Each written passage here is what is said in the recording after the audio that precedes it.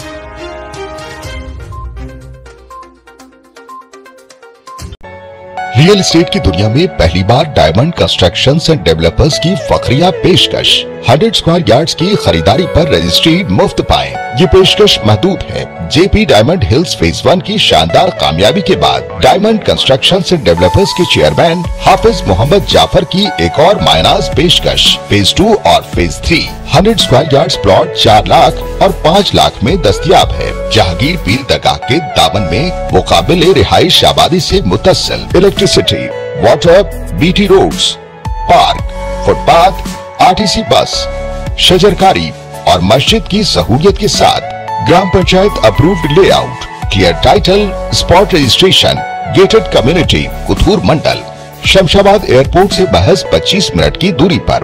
Booking जारी है। जल्द अज जल्द रब्त पैदा करें।